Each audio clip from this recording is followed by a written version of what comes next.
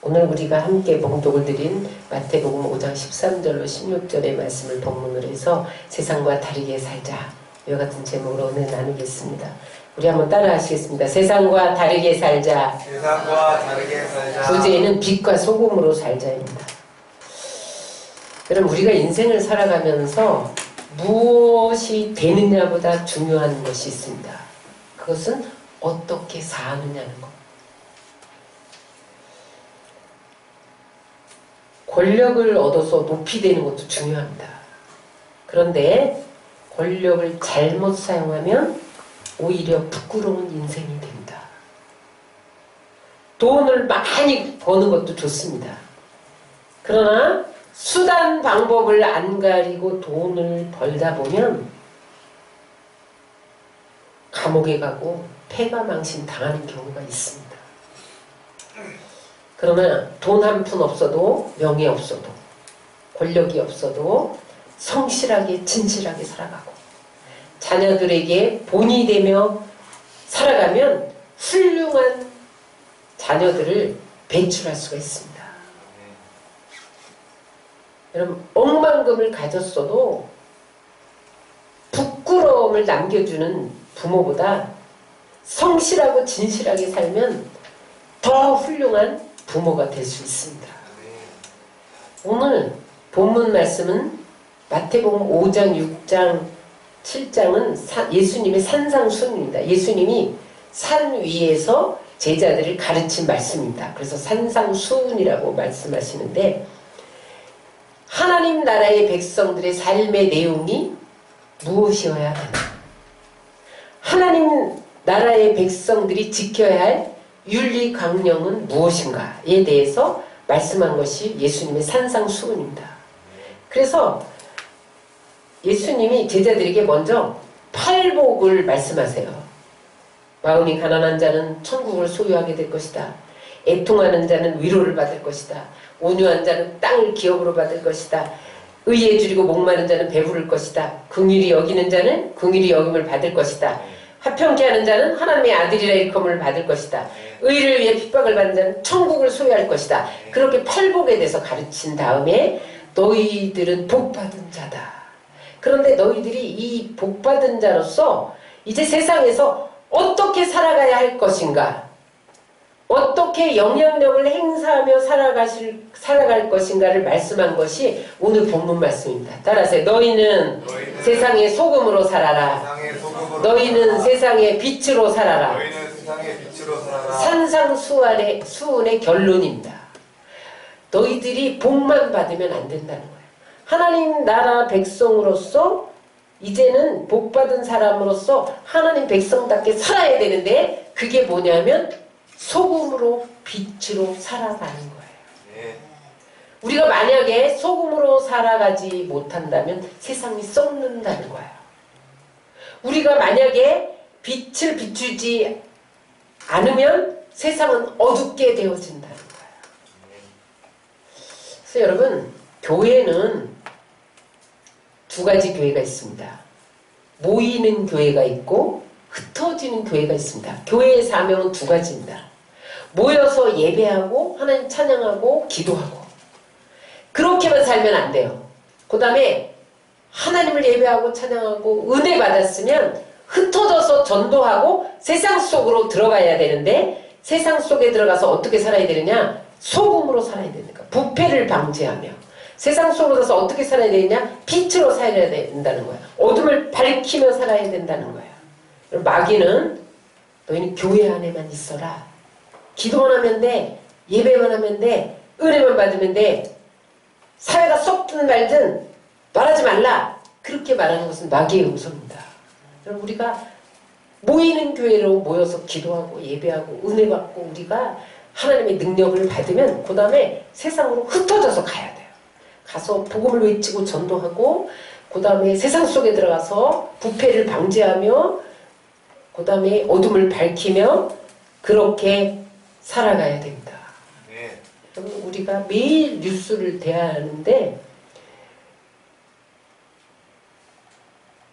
환한 소식이 별로 없어요. 유쾌한 소식이 별로 없어요. 어두운 소식이 더 많아요. 우리는 날마다 탁한 세상을 만나요. 그런데 오늘 이 세상에서 빛과 소금으로 살라는 건 뭐냐면 이 세상을 신선하게 만들라는 거야. 이 세상을 밝게 하는 책임이 우리에게 있다는 거야.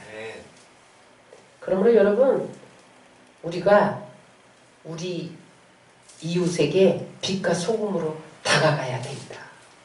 그러면 우리가 너희는 세상의 소금이라고 했는데 이 소금의 역할이 뭐냐는 거죠. 우리 본문 마태복음 5장 13절 16절을 다시 한번 읽겠습니다. 너희는 세상의 소금이니 소금이 만일 그 맛을 잃으면 무엇으로 짜게 하리요. 후에 아무 쓸데없어 다만 밖에 버려져 사람에게 밟힐 뿐이니라. 소금의 역할이 뭐냐면 짜게 하는 역할이에요. 소금이 왜 짜냐면 부패를 방지하기 위해서 짜요. 그럼 옛날에는 우리 냉장고 없었잖아요. 그래서 무슨 음식이든지 오래 보관하려면 소금을 넣어서 부패를 방지했어요. 그래서 여러분 생선도 금세 상하잖아요. 근데 소금을 뿌려서 절여 놓으면 상하지 않아요. 그래서 간 고등어 이런 게 생긴 거예요. 김치도 옛날에 우리 김치 냉장고가 있었나요? 김치도요, 약간 싱겁게 만든 것은 빨리 먹을 거야. 그 다음에 조금 더 짜게 만드는 것은 봄까지 먹을 거야. 그래야지 여러분 우리가 1년 다시 배추가 나올 때까지 김장김치를 갖고 먹었던 시절이 있잖아요. 요즘에 또 재배하고 또 재배하고 그래서 뭐 그때그때 김치를 만들어 먹는데 옛날에는 김치를 소금에 졸여서 독에다 넣어갖고 땅에 묻어가지고 이렇게 보관을 했어요. 근데 김치에 소금을 골고루 뿌리지 않으면 이게 물렁물렁해서 못 먹습니다. 우리나라 반찬을 보면요, 장아찌가 많아요. 왜 그러냐면 옛날에 그 냉장고 없었던 시절에 다 짜게 만들어서 저장해 두었던 거예요. 무장아찌, 오이장아찌, 깻잎장아찌, 뭐 장아찌 종류가 그렇게 많아요. 이렇게 소금은 부패를 방지합니다. 그런데 이게 음식만 부패를 방지하는 게 아니라 우리 이 체에 혈청, 양수 이런 데도 염분이 들어가 있어요. 그래서 그 링거 주사에 한 0.9% 정도의 농도의 그런 염분이 들어가 있기 때문에 이 혈관 벽에 석회석 같은 그런 광물질을 제거해낸다는 거야. 그래서 여러분 싱겁게 먹어라, 당뇨 걸린다, 그래서 염분을 섭취 안 하면 안 돼요. 왜냐면 우리 혈관벽에 붙어있는 광물질을 이 염분이 제거하거든요. 그래서 혈관을 막는 그런 경화, 그런 것을 제거한다는 거야, 미리. 그리고 장에도 유동력을 높이고요, 소화액을 분비시키고 장내의 이상 발효를 막는 그런 역할을 소금이 한다는 거예요. 그래서 여러분 소금을 우리 몸에 필요한 만큼 먹어야 돼요. 뿐만 아니라 소금은 여러분 여러 가지 해독 작용도 하죠. 살균 작용도 하죠. 해열 작용도 해요. 지혈 작용도 해요. 여러분 피가 막 안 멎을 때 소금을 바르면 피가 멈춥니다. 여러분 모르셨죠? 뭐 살균 작용, 해독 작용 하는 거는 해열 작용도 해요. 아이가 열이 펄펄 날 때 해열제가 없다면 소금을 물에 타서 먹이면 열이 떨어져요. 그래서 여러분 이 몸에도 소금이 질병을 예방하는 역할을 한다는 거예요. 부패 방지뿐만 아니라 질병을 예방하는 그런 역할도 소금이 하는 거예요. 그러면 여러분 우리는 세상의 소금이다. 세상에서 부패를 썩어가는 걸 방지하고 그 다음에 병든 세상을 치료하는 역할을 하는 게 소금입니다. 근데 여러분 이 소금 역할을 우리나라의 크리스찬이 몇 만이에요? 1200만이에요? 1200만이라고 그래 통계적으로. 천주교까지 다 해서. 근데 여러분 다 소금 역할을 하는 게 아니에요. 소수만 참 신자만 소금 역할을 해요. 예수님을 따르는 무리들이 굉장히 많았어요. 근데 예수님의 제자는 12명이었습니다. 근데 이 세상을 뒤집어 놓은 것은 12명이 뒤집어 놨어요. 그 많은 무리들이 뒤집어 놓은 게 아니에요. 그래서 여러분, 다수가 부패를 방지하는 게 아니에요. 바닷물에 3%의 염분이 녹아있대요. 여러분, 바다는 짭짤하잖아요. 그래서 우리가 바닷물은 100% 소금이야 이렇게 생각하기 쉬운데 그렇지 않답니다. 3%. 3%의 염분이 녹아있는데 그 바닷물이 막 출렁거리면서 온갖 오염물질이 흘러들어오는 거예요. 근데 그 3%의 염분이 부패를 방지한다는 거예요. 하나님은 언제나 이 세상에서 소금 역할을 하는 사람을 소수를 선택을 하셨어요. 하나님이 예루살렘을 멸망시킬 때 예레미야 5장에 보면 예레미야에게 거리에 나가서 정의를 행하는 사람, 진리를 찾는 사람을 구해라. 내가 한 사람만 있으면 이 땅을 멸하지 않겠다. 예루살렘을 멸하지 않겠다. 그래서 예레미야가 헐떡거리면서 예루살렘 거리를 나가서 한 사람을 찾아요. 막 지도자들에게 가도 거기 정의를 행하고 진리를 구하는 사람 한 사람이 없어요. 백성들에게 가도 없어요. 제사장들에게 가도 없어요. 그래서 한 사람을 찾지 못해서 예루살렘 성을 파괴하고 바벨론 포로로 끌어갔다는 거예요. 하나님은 소수의 소금 역할하는 사람을 지금도 찾습니다. 소돔과 고모라 성이 여러분 왜 불과 유황으로 멸망받았는지 아세요? 의인 10명이 없어서 멸망받았어요. 거기 죄인들이 버글버글 거렸기 때문에 심판하신 게 아니라 의인 10명이 없어서 심판하신 거예요. 오늘날 주님은 우리 가운데서 소수의 소금 될 사람을 찾으세요. 그 소수의 사람이 부패를 방지하는 거예요. 우리나라의 기독교 인구가 20만일 때 지금은 한 1200만인데 한 1.5%? 뭐 이렇게 됐을 때 그때에 이 나라의 소금 역할하는 사람이 누구냐면 백범, 김구, 도산 안창호, 그 다음에 고당 조만식 이런 분들이요 교회를 짓고 병원을 짓고 고아원 짓고 문명 퇴치하고 애국하고 그래서 오늘날의 기독교가 여기까지 온 거예요. 그 3%도 안 되는 그런 기독교 20만의 3%도 안 되는 몇 사람이 소금 역할을 해서 오늘날 기독교를 여기까지 이끌고 온 거예요. 그럼 세상이 부패했어요. 너무 이해타산에 민감해요. 거짓과 탐욕과 불의가 너무 난무하기 때문에 어떤 것이 정인지 진실인지 이런 거를 우리가 분별하기가 어려운 그런 세상에 살아요. 왜 인간이 부패하냐?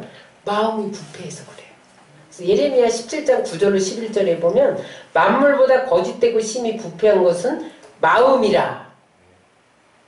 누가 등이 이를 알리오마는 나 여호와는 심장을 살피며 폐부를 시험하고 각각 그 행위와 그의 행실대로 보응하나니 불의로 치배하는 자는 자고새가 낳지 아니한 알을 품 같아서 그 중년에 그것이 떠나겠고 마침내 어리석은 자가 되리라. 이게 무슨 말이냐면 사람들이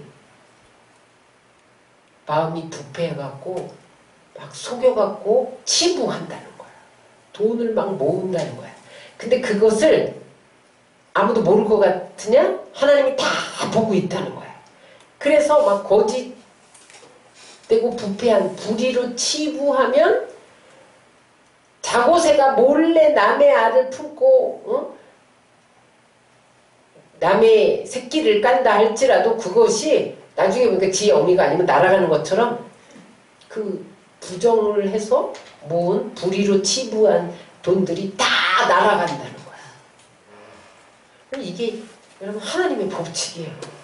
근데 그것을 알지 못하는 사람이 마음이 부패했으니까 어떻게 하든지 거짓과 탐욕과 불의로 치부하려고 하는 일들이 이 세상에 비일비재하다는 거죠. 근데 여러분, 인간이 하나님을 떠나면 마음이 부패할 수밖에 없어요. 여러분 3일 동안 푹 쉬셨죠? 기도도 많이 하셨죠? 여러분 기도를 저도 막 추석날 막 우리 손님들이 많이 오니까 기도를 충분히 못했어요. 저녁에 되니까 내 마음이 너무 갈급한 거예요. 뭐 어떻게 할 수가 없어요. 그 기도의 양이 안 차니까. 근데 여러분 조금만 기도의 양이 안 차도 그런데 하나님을 떠난 사람은요 마음이 그냥 굳어져 있는 거예요. 그러니까 고짓을 해도 눈 하나 딱 안 하고 거짓말 하는 거예요. 5분 후에 탄로날 거를 거짓말 해도 낯새가 하나 안 변하는 거야. 왜냐면 마음이 하나님을 떠났기 때문에 그렇게 살 수밖에 없어요. 근데 인류 역사를 보면요. 아무리 군사력이 강하고 부강한 나라라 할지라도 백성들의 마음이 부패하면 여지없이 멸망당했어요. 세프리 로마입니다.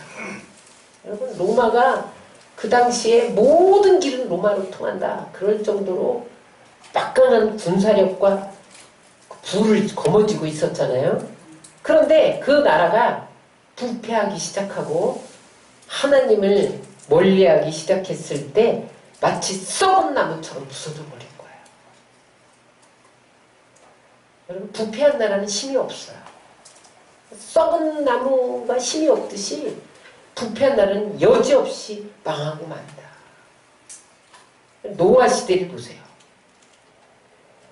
죄가 세상에 가득했다고 성경은 그렇게 말해요. 창세기 6장 5절에 보면 사람의 죄악이 세상에 가득했대요. 그리고 그들이 계획하는 모든 것이 악했대요. 그때 하나님이 사람 지은 것을 한탄했다는 거예요. 하나님이 사람을 지으고 얼마나 보시기에 좋았더라. 보시기에 좋았더라 그랬는데 그 사람들이 죄를 짓고 악을 계획하고 그런 모습을 보면서 내가 왜 사람을 지었던 거 그렇게 한탄하셨다는 거야. 그래서 내가 이 지면에 물로 쓸어버리라. 응? 사람만 아니라 가축과 모든 기는 것 공중에 나는 새까지 다 쓸어버리라. 이렇게 작정하셨다는 거예요. 그런데 거기 그때에 노아는 세상과 다르게 살았다는 거예요. 그런 악한 세상과 부패한 세상과 다르게 살았다는 거예요. 오늘 노아는 어떻게 살았냐? 우리 다 같이 읽겠습니다. 그러나 노아는 여호와께 은혜를 입었더라. 이것이 노아의 조건이라. 노아는 의인이요 당대의 완전한 자라. 그는 하나님과 동행하였으며. 거기까지만 읽겠습니다. 노아는 세상이 죄로 가득 차고 악이 흥행했는데도 노아는 그때 의롭게 살았다. 아주 하나님과 동행하며 하나님이 이 완전한 자야 그럴 정도로 죄와 상관없이 소금으로 살았다는 거예요. 그랬더니 그 죄가 흉흉한 그때에도 하나님께서 노아의 가족은 그 죄에 빠지지 않도록 구원하셨다는 거예요. 그래서 죄에 빠지지 않도록 구원하셨을 뿐만 아니라 홍수로 심판할 때 홍수 속에서 건지셨다는 거예요. 여러분 끝까지 소금으로 사시기를 주의 이름으로 축원합니다. 그러면 하나님이 이 세상을 심판할 때 여러분들을 건지세요. 여러분들에게 피할 곳을 주세요. 특별한 은혜를 베푸세요.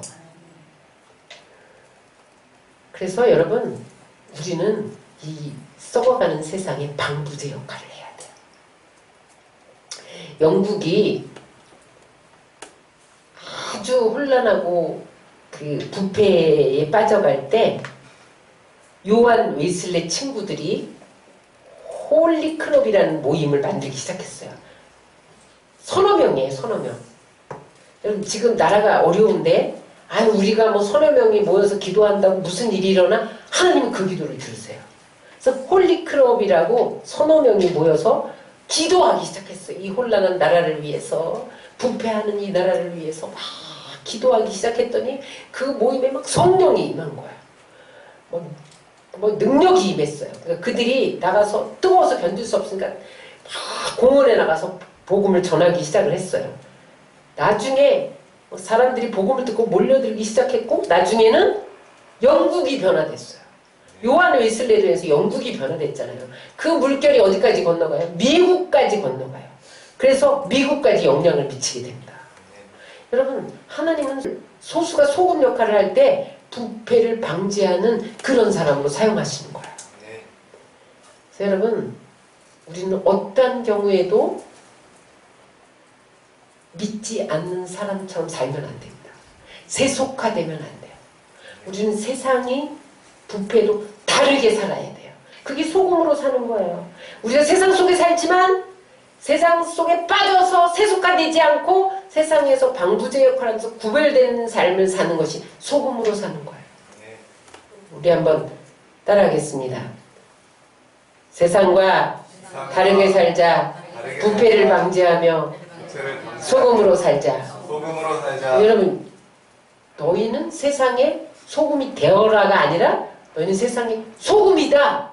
존재 자체로 썩어져가는 걸 방지해야 돼요. 여러분들이 어느 직장에 들어가잖아요. 그 직장이 아주 부패해 있어. 근데 여러분들이 거기 존재함으로 그 직장이 다시 신선해져야 돼요. 이게 소금의 역할을 하는 거예요. 여러분, 사업이 부패해 있다. 여러분들이 그 사업을 경영한다. 그러면 여러분 존재 자체로 그 사업이 프레시해져야 돼요. 신선해져야 돼요. 왜냐면 우리가 소금이기 때문에. 그러면 사회가 신선해지고 나라가 신선해지는 거예요. 여러분, 우리 개인이 소금으로 있으면 가정과 사회와 나라가 변하는 거예요. 그래서 부패를 방지하는 소금이 되시기 바랍니다. 그 다음에 소금의 역할은 두 번째 따라하세요. 맛을 내야 한다. 음식에 소금이 들어가지 않으면 맛을 낼 수가 없어요. 모든 음식에는 적당량의 소금이 들어갑니다. 여러분, 영광굴비가 왜 유명한지 아세요? 영광굴비가 조기가 좋아서 유명한 게 아니에요. 간을 잘 맞추고 바람에 적당히 말린 거예요. 간을 잘 맞췄다는 거예요. 여러분, 안동 간고등어가 왜 유명한지 아세요? 간을 잘 맞춘 거예요. 다른 그 고등어는 안동 고등어만큼 그렇게 입맛에 딱 맞게 간을 맞추지 못하는 거예요. 음식을 잘하는 사람은 간을 잘 맞추는 거예요. 마찬가지로 여러분, 우리는 하나님의 맛을 잘 간을 내는, 간을 맞추는 사람이어야 돼요. 짠돌이가 되면 안 돼요. 짠돌이는 째짜다, 소심하다, 쪼잔하다 이런 뜻이잖아요. 짠돌이는요, 말로 다 하는 사람이야. 말로. 남이 열을 주면 하나쯤은 줄 알아야 되는데 짠돌이는요, 열을 받아도 하나도 안 주는 게 짠돌입니다. 그러면요, 그 사람을 맛이 같다 그래요. 사람들이 상대 안 해줘. 함께 하려고 하지 않아. 그 사람만 보면 피해. 돈 낼 때 되면 피해. 저 사람이 내가 낼게 그러고 갔는데 말로만 하고 나중에는 딴 사람이 내게 만들어. 그런 사람은 맛이 같다 그래요. 맛이 간 사람하고 사람들이 함께 하지 않습니다. 마찬가지로 간이 맞는 사람이 돼야 돼. 하나님 보시기에 간이 맞는 사람이 누가 있을까요? 다윗이에요. 하나님 마음에 합한 자. 하나님이 보시기에 딱 맛이 좋은 사람. 이게 하나님 마음에 합한 자. 모세는 하나님이 얼마나 간이 맞는 사람이었냐면 대별에 보고 또 봐도 모세는 자꾸만 보고 싶었어요. 그래서 다른 사람 안 만나죠. 근데 모세는 날마다 하나님을 대면해서 봤어요. 이게 하나님의 간이 맞는 사람이에요. 짭짤한 사람. 세상에 맛이 없어요. 근데 우리는 세상에 소금 역할에서 맛을 내야 돼요. 맛없는 세상을 맛있는 세상으로 만드는 것이 크리스찬입니다. 어떻게 되냐? 맛없는 세상을. 마가복음 9장 50절에 보면 다 같이 읽겠습니다. 시작. 소금은 좋은 것이로되 만일 소금이 그 맛을 잃으면 무엇으로 이를 짜게 하려 너희 속에 소금을 두고 서로 화목하라. 어떻게 맛을 내냐? 화목한 것이 소금의 맛을 내는 거야. 그 사람만 가면 그 공동체가 화목해져. 그것은 소금의 맛을 내는 거예요. 그 다음에 골로새서 4장 6절에 보면 말을 잘하는 사람이 소금의 맛을 내는 사람이에요. 4장 6절 읽겠습니다. 너희 말을 항상 은혜 가운데서 소금으로 맛을 냄같이 하라. 그리하면 각 사람에게 마땅히 대답할 것을 알리라. 여러분, 은혜 받은 사람은 말도 은혜롭게 해요. 그래서 막 화난 사람에게도 유순하게 대답을 해서 노를 풀어요. 이게 소금 역할을 하는 사람이에요. 소금의 맛을 내는 사람이에요. 여러분, 가는 곳마다 소금으로 맛을 내듯이 여러분 화목해 함으로 세상에 소금의 맛을 내시기 바랍니다. 말을 잘하세요. 유순하게, 겸손하게, 은혜롭게. 그래서 소금의 맛을 내시기 바랍니다. 그래서 여러분 이렇게 소금의 역할을 하려면 철저하게 어떻게 해야 되냐. 첫 번째, 내가 죽어야 한다. 배추는 소금 뿌리면 죽인다고 하잖아요. 배추 죽여 이런 말 하죠. 소금 뿌리에서 절구는 것을 죽인다고 그래요. 배추가 몇 번 죽게요? 배추는요 7번 죽는데요. 밭에서 벨 때 한 번 죽어. 그 다음에 어떻게 해요? 두토막 쳐서 한 번 죽어. 통째로 절이지 않잖아요. 그 다음에 절이면서 또 죽어. 그 다음에 독에 넣어서 또 그 땅에 묻어. 그 다음에 썰 때 또 죽어. 입에서 씹을 때 죽어. 소화될 때 또 죽어. 7번 죽는데요. 여러분, 배추가 죽어야 김치 맛이 나는 거예요. 여러분, 우리가 죽지 않으면 소금의 맛을 낼 수 없어요. 혈기 내고 이기심이 가득하고 옛사람이 살아있고 언제나 나를 앞세우고 내 유익을 앞세우고 그럴 때는 여러분 맛을 낼 수 없습니다. 죽어야 돼. 여러분 어머니 아버지가 왜 생각만 해도 뭉클할까요? 어머니 이름만 불러도 왜 외환이 될까요? 지금 어머니 아버지가 많이 돌아가신 분 많으실 거예요. 우리 어머니는 아직 살아계시고 우리 아버지는 돌아가셨는데 아버지 생각만 해도 저는 이렇게 눈물이 핑 돌아요. 왜 그럴까요? 희생의 존재이기 때문에 그래요.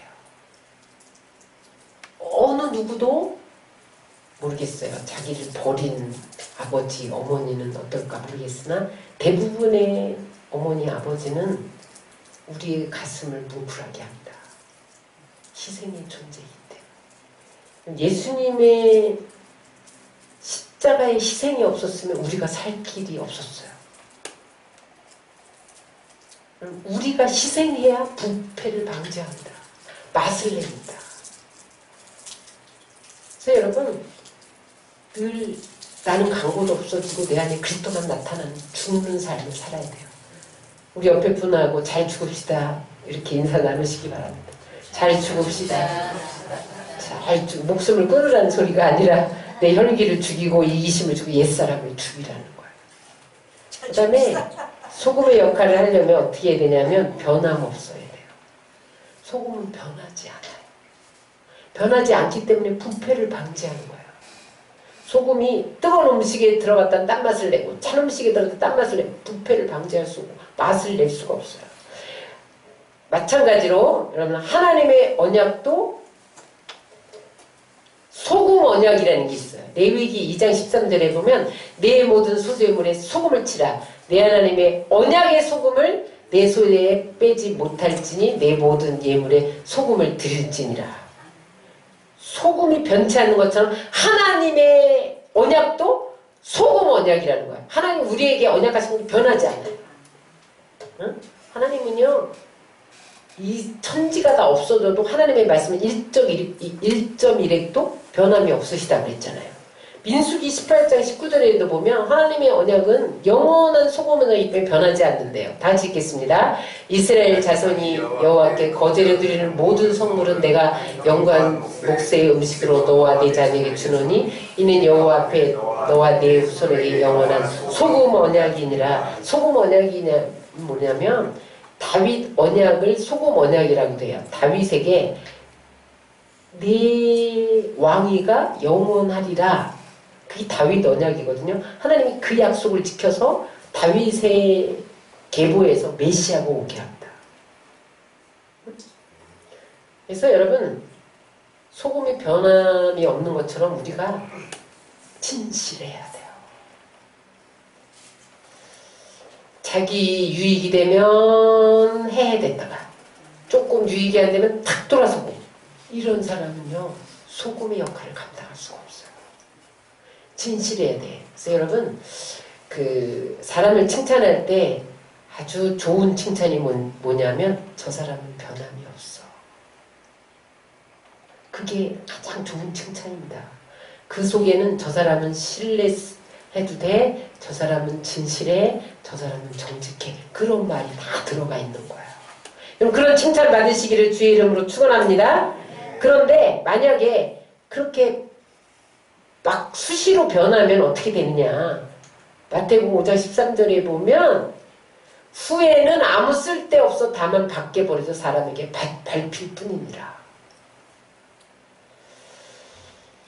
세상과 타협하면, 불의와 타협하고 이 세상 세속이 우리를 손짓할 때 그것과 같이 손잡으면 어떻게 되냐면 처음에는 좋은 것 같아요. 내가 저 사람하고 손잡으면 잘 될 것 같아. 사업이 잘 될 것 같아. 응? 뭔가 될 것 같아. 그런데 나중에 그들이 하자는 대로 하다 보면 버림받게 된다는 거야. 불의와 거짓과 탐욕으로 덮어씌운 세상 사람과 손을 잡으면 나중에 그들이 하자는 대로 따라가다가 버림받는다는 거예요. 그래서 여러분, 우리는 욕을 먹어도 신앙의 지조를 지켜야 돼요. 끝까지 세상과 타협하지 말아야 돼요. 그들과 손잡으면 참 좋을 것 같아.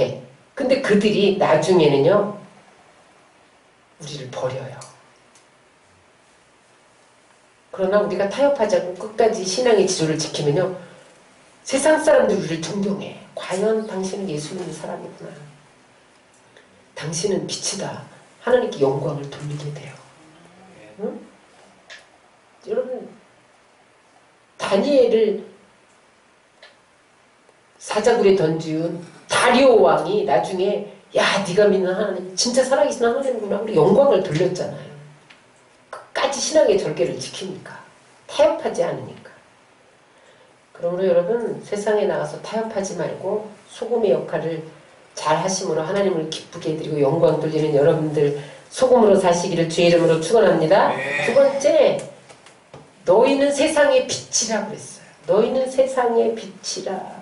여러분, 빛은요 생물체의 필수 부가결한 존재입니다. 빛은요 지금 조명 역할을 하잖아요. 빛은요 소독 역할을 해요. 빛은요 따뜻하게 해줘요. 보온 역할을 해요. 빛에는요 비타민 D도 들어있어요. 최고의 영양소가 빛에 들어있어요. 어둠을 밝혀요. 여러분, 우리가 양지 바른 곳 햇볕에 이렇게 나가 있으면요 상처가 치료된답니다. 그래서 짐승들은요 누가 약 발라줘요. 산에서 사는 호랑이, 사자, 걔네들은요 상처 나면 햇빛으로 나간대요. 감마 치료가 이루어지는 거예요. 감마 치료. 상처 나면 빛으로 나가요. 여러분 식물도 잘 자라려면 빛을 향해서 바라봐요. 그래서 빛을 얼마만큼 받느냐에 따라서 그 열매가 크기가 달라지고 당도가 달라지고 맛이 달라지는 거예요. 그리고 여러분 사람도 햇빛을 보면요 비타민 D가 생성된다는 거예요. 우리 몸에서 햇빛을 받으면 비타민 D가 흡수되는 게 아니라 그 햇빛에 의해서 우리 몸에서 D가 생성된대요. 그래서 항우울제 역할을 한다는 거예요. 그래서 여러분 영국 같은 나라는 매일 비가 오잖아요. 우울증 환자가 이렇게 많아요. 그래서 여러분 우울증 환자는 자꾸 햇빛에 나가서 햇빛을 쏘여야 돼요.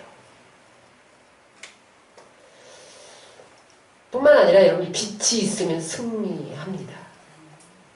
사사기 7장에 보면 기드온 300용사가 미디안, 아말렉, 동방 연합군을 대항해서 싸우는데 그때 무기가 뭐였어요? 항아리와 횃불, 나팔 그거였거든요. 근데 그들이 300명이 300개의 횃불을 들고 간 거예요. 밤중에. 근데 미디안 군대가 지금 한밤중에 잠들었는데 갑자기 횃불 300개가 모이니까 자기들이 자중진환해서 다 죽고 자기들끼리 찔러서 죽고 그 다음에 소수만 도망갔다는 이야기. 무슨 말이냐, 아무리 여러분 힘 있는 군사가 있고 총칼을 가졌어도 어두우면 움직이지 못하는 거야.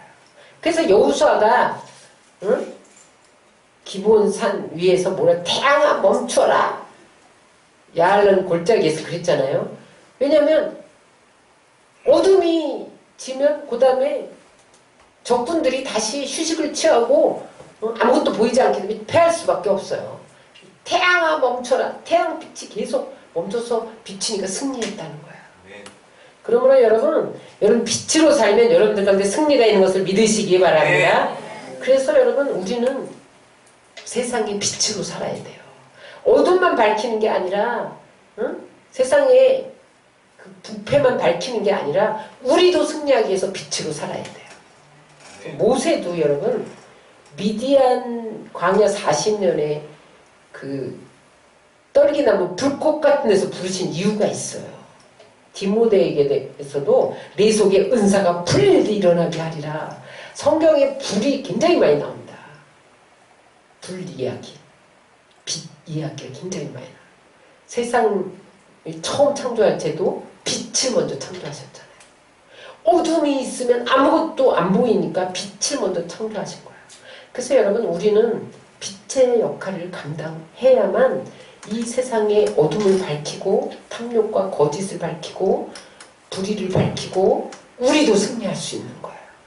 여러분 그들과 타협하잖아요. 불의와 거짓과 탐욕과 이런 어둠과 타협을 하면요 우리도 버려지고요 우리도 패배해요.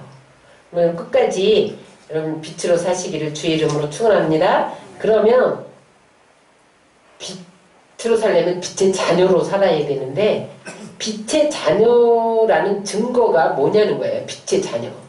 응? 빛의 자녀인 증거가 마태복음 5장 16절에 보면 다 같이 읽겠습니다. 이같이 너희 빛이 사람 앞에 비치게 하여 그들로 너희 착한 행실을 보고 하늘에 계신 너희 아버지께 영광을 돌리게 해라. 빛의 자녀가 됐다는 것은 열매로 나타난다는 거예요. 착한 행실로 내가 빛의 자녀인지 아닌지를 사람들이 판명한다는 거예요. 여러분 올림픽에서 김연아가 금메달을 땄어요. 그러면 한국 전체가 영광이 되잖아요. 그렇죠? 여러분 외국에서 한국 사람 한 사람이 잘하면 한국인 전체에게 영광이 돌아가는 것처럼 땅에서 우리가 잘하면 하나님께 영광이 되는 거예요. 그래서 여러분 정말 거듭난 사람은 우리가 변화될 수밖에 없어요. 우리 안에 착한 행실이 나타나요. 에베소서 5장 9절에도 보면 빛의 열매는 모든 착함과 의로움과 진실함이 있느니라. 우리가 어떻게 빛의 자녀인 줄 아느냐? 우리 안에 착함이 있고 의로움이 있고 진실함이 있으면 빛의 자녀인 거예요.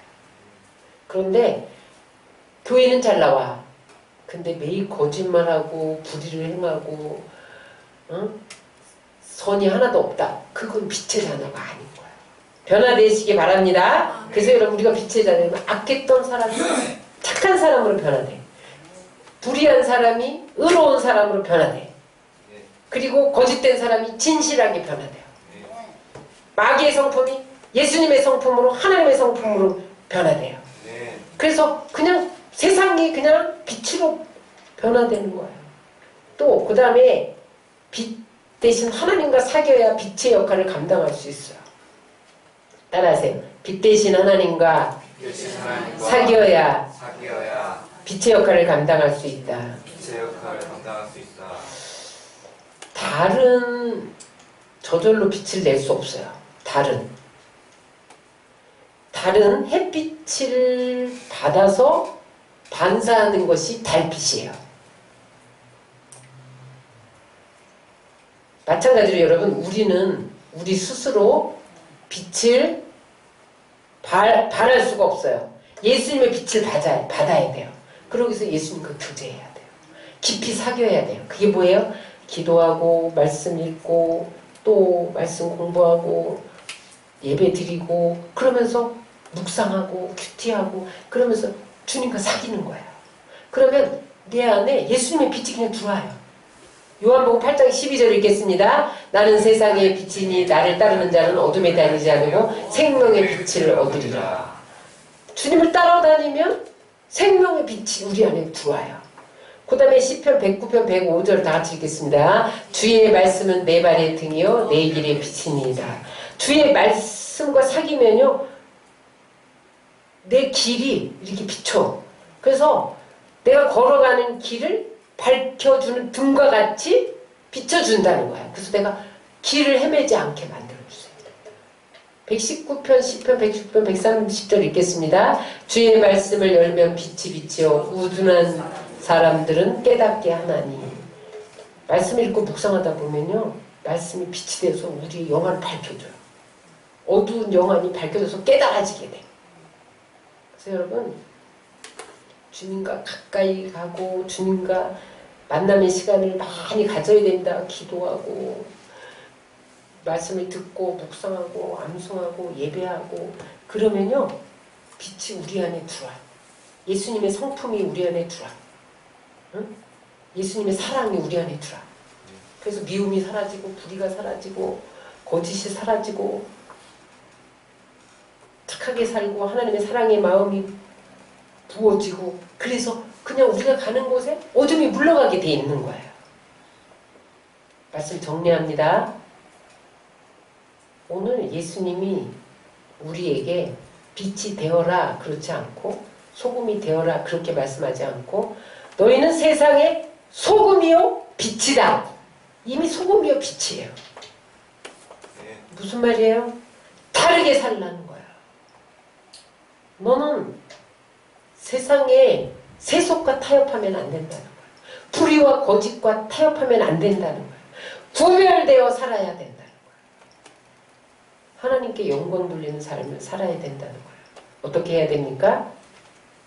소금처럼 녹아져야 돼. 내가 죽어야 돼요. 희생해야 돼. 내가 변해야 썩어짐을 방지할 수 있어요. 그리고 예수님의 빛을 받아서 깊이 교제해야 돼. 그래서 예수님의 빛을 반사해야 돼. 그래서 여러분 승리하시고 하나님께 영광을 돌리는 여러분들 되시기를 주의 이름으로 축원합니다.